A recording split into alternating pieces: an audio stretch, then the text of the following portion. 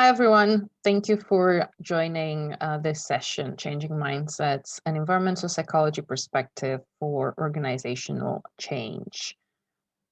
You may wonder why I chose this topic or this perspective. The reason for that, as in the description of the event, is because I feel that a lot of people are not necessarily aware of what an actual environment is, even though we use the word quite often, but also not really aware of how different environments impact human behavior really, and we tend to speak about personal change, organizational change, but we don't understand how that change happens within an environment. So hopefully today's talk is going to shed a bit more light on this, and give a broader picture.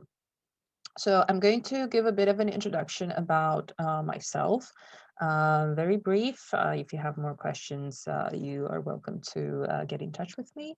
I'm going to explain also what environmental psychology is, because I'm pretty sure that a lot of people have not heard about it or not really aware what it is. Why is it important? I will also mention why is it important in organizational change. And I will try to finish by giving some tips for using environmental psychology knowledge in organizational change. You will see this talk, this PPT bilingual, both in English and Chinese. The reason for that is that I'm based in China. So it's kind of like, let's say, a habit to do presentations bilingually. However, I will only speak in English. So hopefully that will make sense why there's bilingual information on the screen. This is me. I wear a lot of hats, a lot more than actually written. So I'm not going to talk too much about who I am and what my experience is, because I could do a whole lecture only about that. But just to give you an idea that I have been in different fields, I have cross-functional experience. I've done quite some extensive work in environmental psychology research. So all the things that you will see are some personal reflections, but also some personal reflections based on the work that I've done, but also connected with academic research and the data existing out there. Now, let's look at what environmental psychology is, because I believe everybody is quite curious about that. Environmental psychology is a discipline that studies the influence that different environments, both physical and social, have on human behavior and mindset formation. When we talk about human behavior, really, we're including everything human related: state of well-being, happiness, mindset, learning outcome, work productivity, you name it. So these are a lot of for a long time. There have been a lot of professionals to believe that we're very rational people, that everything we do is depending only on ourselves, yet have omitted the influence that different environments that we're in influence these things. And you may wonder why we all weren't aware of these, or like, why isn't environmental psychology a more mainstream field? The reason for that is that even if it's been around since the 70s, so that in the 70s, academics have started looking more into the influence that different environments have on human behavior, mindset formation, and so on. But it hasn't become mainstream because, number one, the academic field uses specialized terminology that is rather difficult to understand without having some research background. And the work done is published only in academic journals that are quite expensive to buy, to access if you're not someone working in the academic world, if you're not doing research for article publishing. So what you see on the screen are some of the most reputable academic journals for environmental psychology. Again, they're so expensive that if you don't do academic work, a lot of people would say that it's not worth the expense, even though the information there is extremely valuable and more people should know about it. But so what are some of the directions that the research questions that environmental psychology tries to answer? So one of them is how do different environments, and by that we understand, family environment, school, office, hospital, public space, you name it, affect people's psychological state, perception, attitude, behavior, learning outcome, work productivity, including our memories. Believe it or not, our memories are connected to the environment. So think about a time, the so-called déjà vus. The déjà vus are just tricks that our mind, that our brain plays on us, seeing something that is very similar to something that we've seen before, and just giving this feeling that, oh, I've done this before. It's just very similar. That's it. So it's a lie. Other directions, the research questions, how can individuals and groups change their environments to reduce stress, maximize their potential, increase work productivity, enhance learning outcome? So if we know that these different environments influence us, right, then we are empowered to learn how they influence us, but also to create environments that are suitable for us, to maximize our individual potential, to allow ourselves to enhance our learning outcomes, work productivity. So there is this empowerment behind understanding what environmental psychology does, and the research directions. Now, another question, a research question in environmental psychology, is what is the connection between our personality and the environment we were brought up in? A lot of people think that they're not connected. Unfortunately or fortunately, they are connected. So if you think that you're an introvert person, you might actually have not discovered your extrovert side due to growing up environment and what you've been exposed to. Last but not least, we always tend to say that different environments influence human behavior. Well, in return, human behavior will influence the environment. So then we go into how do we use environmental design to influence pro-environmental behavior, right? Like how do we support people into behavioral change? Pro-environmental behavior is an example, but for our discussion today, this question can become, how do we use environmental design to influence organizational change, to influence behavior to lead to organizational change? So it can be either way. It's very important to remember what we want to get as an outcome, the behavior that, or the mindset that we want to get as an outcome, and how do we actually design that environment to lead to that. And we tend to say, I use the word environment so much. However, and then many people use the word environment. A lot of people want to have I want a better learning environment. I want a better working environment, living environment. But if you actually ask one person, okay, so what is the environment? Some people will think, oh, place. Some people will think, oh, people. It's actually not that simple. I tried to create here a diagram to show what are the actual elements that shape an environment. Like when we say environment, what are we actually talking about? So you can see that there's a physical environment. On the physical side, we have space, furniture, colors, layout, light, sound, including food, or anything, basically everything that is outside of our environment, of our body, is part of our environment, immediate environment.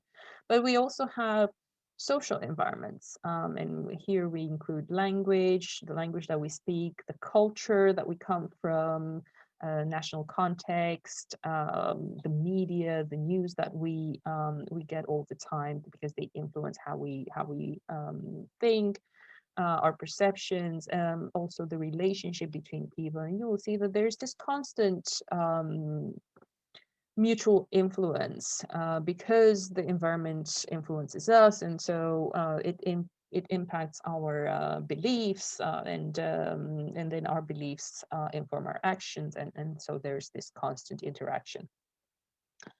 And for me, this is literally just symbolizing the system that we're living in, and that's why you have on the screen also so many like clock wheels, because for me, this is just part of understanding how different elements influence each other, so that we understand where we need to intervene, to create that change. You know, where we're talking about problems, well, where is the actual problem? Or maybe there are more problems, smaller problems that create this bigger problem. So it's very important to understand this mechanism, to see how and where we can intervene. So it goes into systems of thinking as well. So for me, the environment equals a system, and equals an organization, because an organization is an environment, is a system. And if we want to push organizational change, I think this knowledge is very important in change management. Now, I will talk a bit about how that goes into learning outcomes and work productivity, because I feel that organizational change is directly related to these, even though it might not seem so. And also explain why in my work, I always talk about learning outcomes and work productivity together. I will start going into what is the connection to organizational change management, although I do feel that a lot of listeners, a lot of viewers have already started to feel the connection. So learning environments and working environments, the reason why I tend to discuss about these kind of at the same in the same context is because from the definition point of view that I shared with you earlier, in learning environments and working environments, we need the same conditions so that effective learning, effective working can happen. So we need to be able to focus, we need to be able to cooperate, we need to be able to, so we have our cooperation moments, discussion moments, fireworks moments, but we also have those moments when we need to focus, we need to work alone, we need to digest the information that we came up with to kind of build more solutions. So think about the time when you were a kid and parents said, oh, your only job is to learn. Then also think about the moment you first joined the workforce, when you first got when you got your first job, and imagine yourself 10 years later, right? You're much more experienced than 10 years ago, and that's because work experience came through learning on the job. And so for me, these two are inseparable. We're working and learning at the same time, learning and working at the same time. So for me, it's very important to kind of build more bridges between, and kind of open our ideas to that. And also, you know, change management is also related to employees, to workers' willingness to accept change, to learn new things, to adapt to new situations. So then again, these things for me are totally one and the same thing. But if you want to be a critic, you might want to argue that they're not. Depends on yourself. So let's look at what are some of the elements that influence these learning, working, and mindset formation, and how that might have some implications on change management, and how that would affect an organization. For time considerations, I will not talk about all the elements. So I chose only 6 elements from the physical side. I will talk about a bit about furniture, layout, light, sound, and how they influence behavior within a setting. On the social environment side, I will talk about language and human relationships, and then how language influences human relationship, people relationships, and the angle that we should consider. You have here on the left side of the screen, classroom design affects student learning. There's been a research to look at how the classroom design influences student learning, but because we've talked about how learning and working happen simultaneously in a sense, then based on additional research I've done and all the some other information that is out there, the same conditions apply to working environments, to offices. So that's why I added this graph or this diagram here. But I will talk individually about each of them to give a bit more insight. So let's look at furniture, right?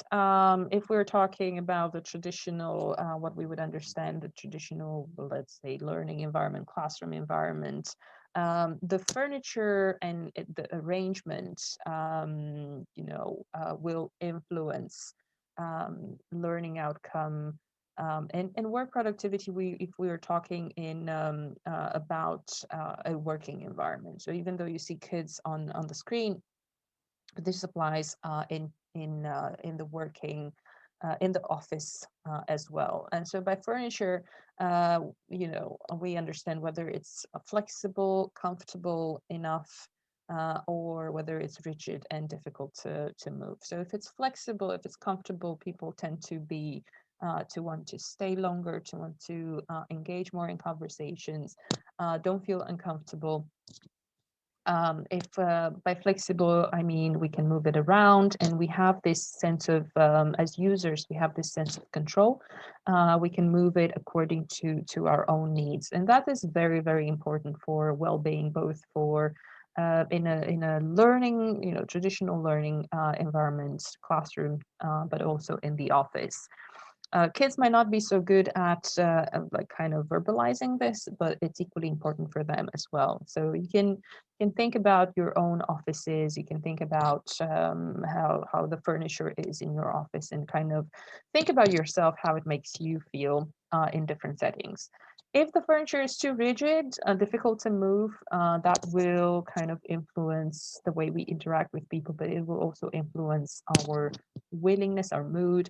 So think about this. If you're asked to sit in a very rigid chair for more than 1 hour in a meeting, you kind of start off like, I have a pain here, I have pain here. So you just kind of start moving around. That's why it's, a lot of people recommend, oh, you should get up at shorter intervals of time.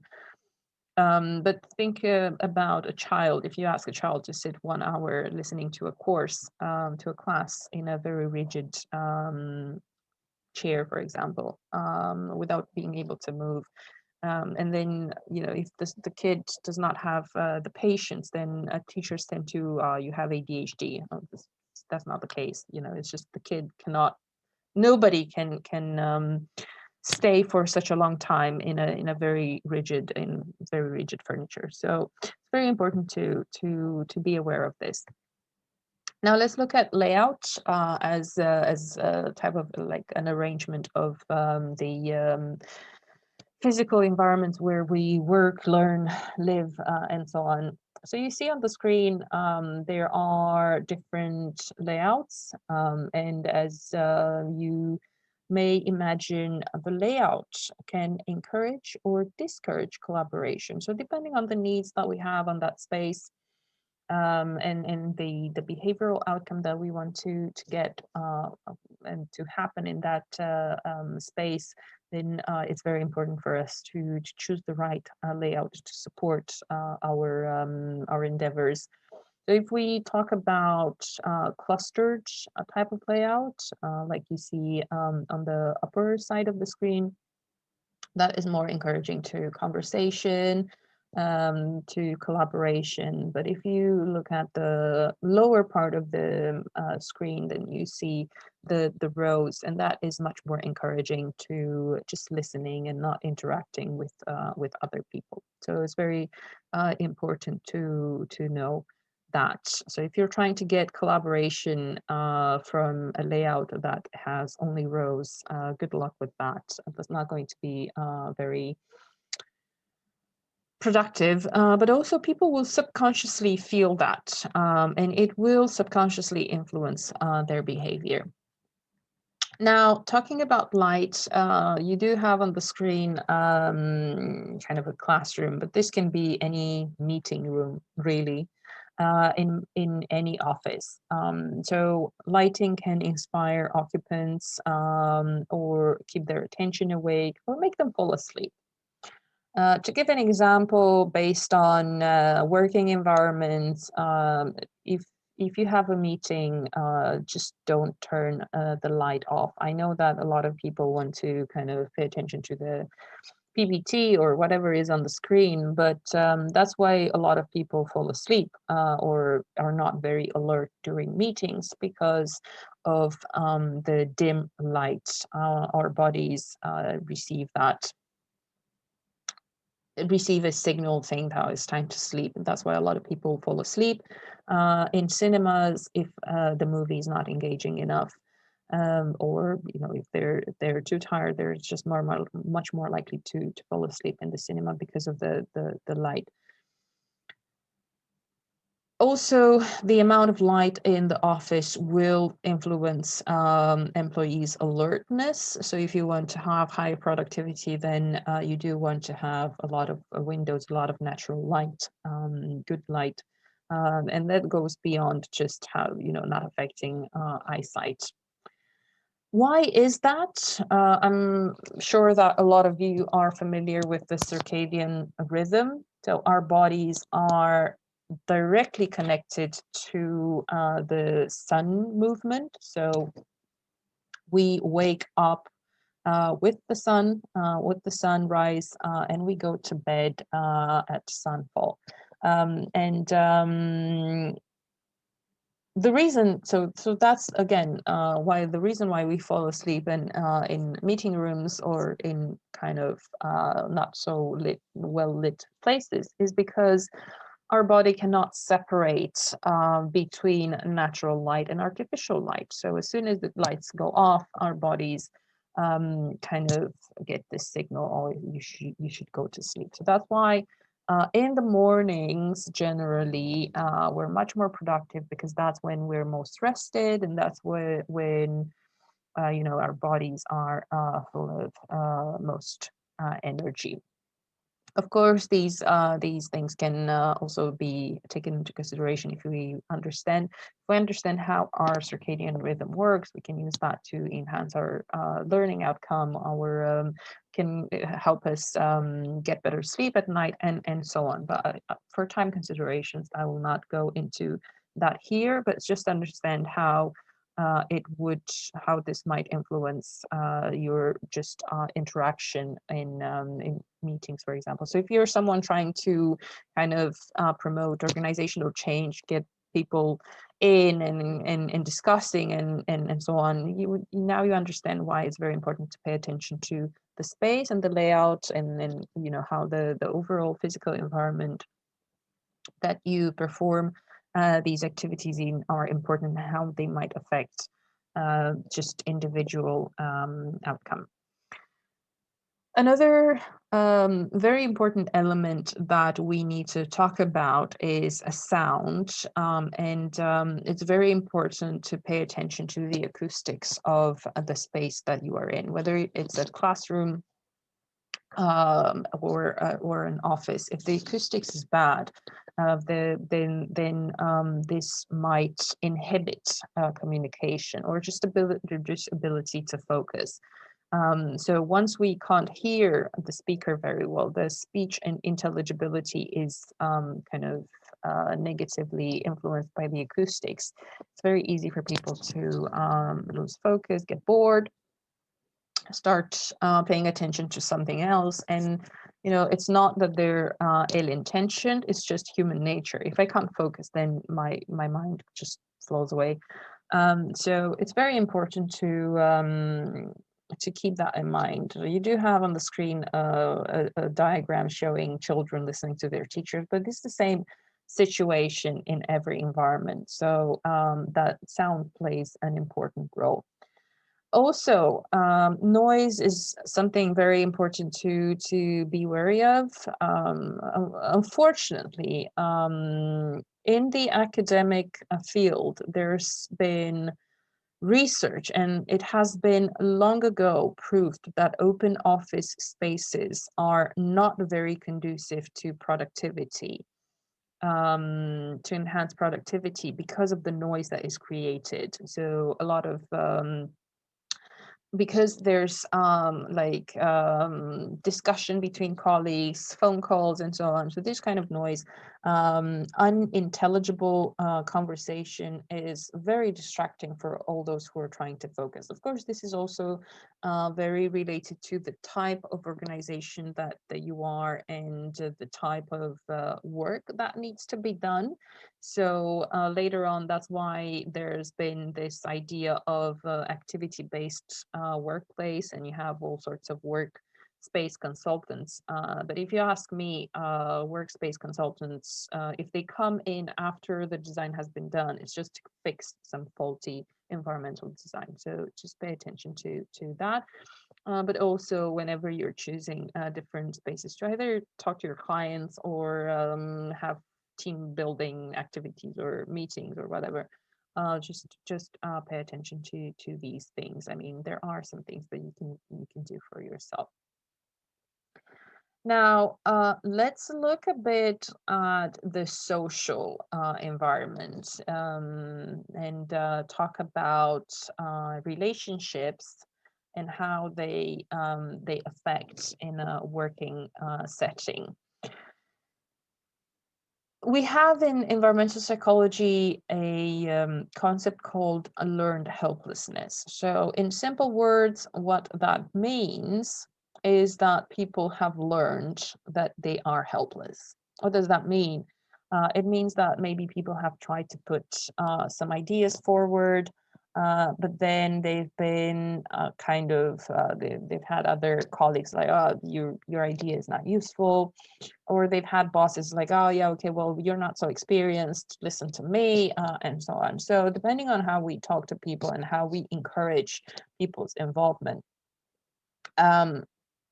then people, if they try once or twice and see that their efforts are not taking into consideration, they subconsciously start thinking it's like it's meaningless, and it gets to feelings of lack of control. I can't control my own development. I can't control the outcome of what is happening with the project, with the company. Because of that, you have all sorts of outcomes. So you have high turnover. That's why a lot of people will leave companies, because they feel like their work is not worth it. It's not valued, sorry. Then you have risk of conflict. You have people, if people just need the money from that job, then they will do the job just for the money. They will lose their proactiveness. They will stop focusing or trying to boost their creativity or interact with other brainstorm with others.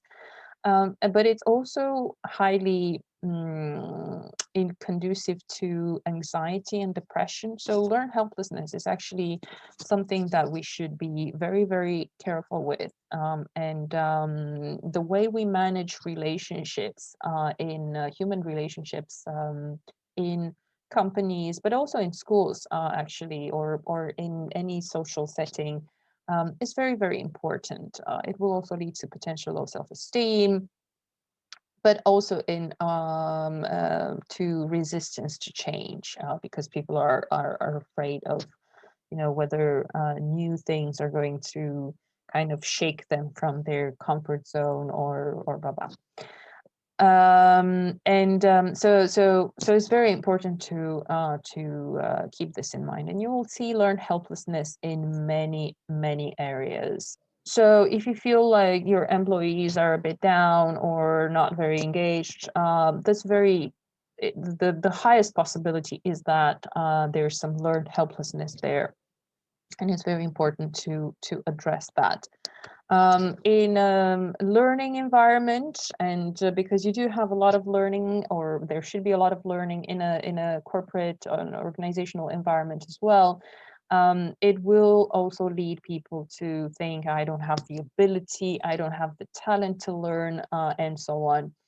So this will lead to slow or no progress, frustration, again, anxiety, no sense of achievement, lack of motivation to continue, to get engaged, to get involved. So you will notice that it's actually learned helplessness is a very serious problem, and it's so common in any situation. So both at work, at school. So I do invite you to observe both people around you, but also yourself. Like whenever you felt like, oh, it feels like I don't have the talent, I'm not good enough, like that inner critic.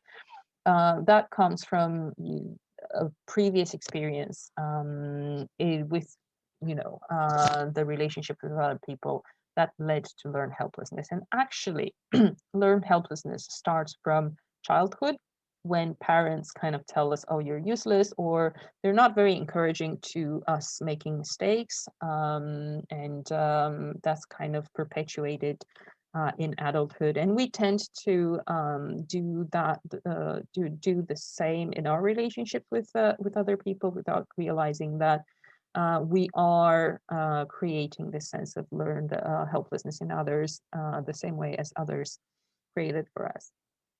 And because human people relationships are mediated through language, so language is also an element in our environment. Language is very important for two reasons.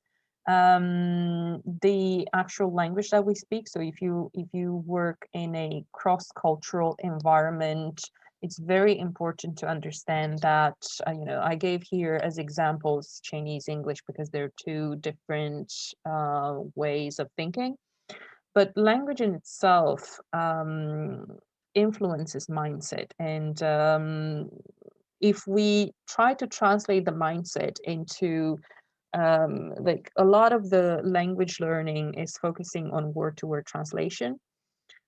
However, that does not emphasize too much the mindset behind the language, the way of thinking. So because we assume that other people understand language the same as we do, we kind of tend to become judgmental. There's a risk for conflict, for discussions, and when it's just a matter of trying to ask more questions. What do you actually mean by that, and trying to get the actual meaning behind the words. Another aspect that we need to consider when talking about language is NLP, that I'm sure that many of you are familiar with, neuro-linguistic programming in this case. And that is how we speak. Do we use positive language? Do we use negative language? And how do people perceive what we see, what they actually understand, and how is what we're saying making them feel. So language can build or destroy relationships, and of course, because of that, has direct influence on resistance to change. So very often when we're trying to lead organizational change, we have to do that not only through like actions, but also through words. And very often the words that we use, the language that we use, is not necessarily, it's either not aligned with our actions, or we haven't considered how people understand the language that we use, or like what are some of the barriers that will limit them to engage in this organizational change, but also what is limiting them to become that adaptable person, that like lifelong learner person, that resilient person to engage in this change. So you know, it's also important to remember that language as an element in the environments that we live, learn, and work in is just an it's just a communication tool, but most importantly, it's a way of thinking and it's a representation of culture. When we try to translate word by word in either language, there's a lot of meaning lost there. And that leads to misunderstandings that might not be immediately visible, but that will have a massive impact on any initiative, any action that we might want to take to lead environmental change. So towards the end, I would like to invite you to pause this video, pause this lecture, take a, try to remember all the elements that we've talked about, and think about this space. How would you feel in this space with it? How would you work? How would you lead a discussion to engage coworkers into kind of being okay with organizational change, driving like behavior change, mindset change, and take a bit of time to take all the information that I've talked about in, and see how would you feel in an environment like this from the both the physical side and social side. Same exercise in this environment. So again, pause, think about all the elements that you have here. What is it, this type of space conducive to? What type of behavior is possible, not possible? And hopefully that will give you more insight into your own organization, the actual spaces that you're working from. With the pandemics, you might have more online cooperation, and if that's the case, then think about the work, like the environments that people work from at home, and all the distractive elements that might influence their behaviors. Of course, there are different situations. I'm happy to provide more information if needed. Feel free to contact me either via the change management platform or LinkedIn, and I would be happy to share more. Just as a recap, and hopefully that is something that will stick with you. Why is environmental psychology knowledge, and what is the impact, like why is this knowledge important in organizational change management? It can help you understand what are the actual elements that trigger resistance to change, be it mindset, being kind of improper communication setting, and so on. But it can also help you create more nurturing environments, leading to enhanced learning outcomes, work productivity. And if we want to have change in our organizations, then all our employees must be on the same page with this desire, willingness to change, to learn, to adapt all the time. So that was on my side. Of course, there were many more things that could be said. Each organization is facing different issues. Today's talk was only meant to give you some clearer idea of what is the environment, what are the elements that contribute to the environment formation, and how each element can influence our behavior, mindset formation, and so on. And and give you some idea of how that could be adapted, how it could be used or influence you in what you're doing. But of course, I'm very happy to chat more, get connected. So if you want to discuss more about a particular situation that you're dealing with, don't hesitate to get in touch. You have our website here. You have my LinkedIn, and yeah, get in touch. I'm looking forward to sharing more ideas. Thank you for listening, and hope to communicate more in the future and maybe cooperate.